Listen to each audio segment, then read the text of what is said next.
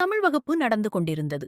வகுப்பிலிருந்த அனைவரும் அமைதியாக இருந்தாலும் அவர்கள் மனசு மட்டும் எங்கோ அலைந்து கொண்டிருந்தது. ஒருவர் ஜன்னல் வழியே வெளியே பார்த்துக் கொண்டிருந்தார். மற்றொருவர் புத்தகத்தை பார்த்தது போல நடித்தார். ஆனால் அந்த வகுப்பில் உண்மையாக பாடம் கேட்டவர்கள் மிகக் குறைவு. அந்த நேரத்தில் ஆசிரியர் மெதுவாக சிரித்தபடி ஒரு கேள்வி கேட்டார். ஒரு வரியில், உங்கள் வாழ்க்கையை மாற்றிய ஒரு நிமிடம் யாருக்கு நினைவிருக்கிறது? வகுப்பு திடீரென்று மௌனமானது. சிலர் தலையை குனிந்தார்கள். சிலர் பதில் தெரியும் என்றாலும் சொல்ல பயந்தார்கள். கிளாஸ் முழுவதும் மியூட். ஆனால் பின்பெஞ்சில் அமைதியாக உட்கார்ந்து கொண்டிருந்த ஒரு மாணவன் மெதுவாக தனது கையை உயர்த்தினான். அந்த மாணவரை அன்றுதான் பலர் முதல் முறை கவனித்தார்கள்.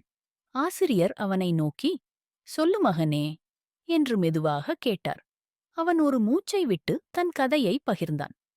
அப்பா எனக்கு கல்லூரி கட்டணம் சேர்க்க தினமும் இரவு வேலைக்கு செல்வார். அதை நான் ஒரு நாள் கண்ணால் பார்த்தேன். அந்த நாளே நான் பெரியவனா ஆனேன். அவன் சொன்ன அந்த ஒரு வரி வகுப்பறை முழுவதையும் அசரீரமான அமைதியில் ஆழ்த்தியது. பேனா கூட விழுவதில்லை போல அமைதி.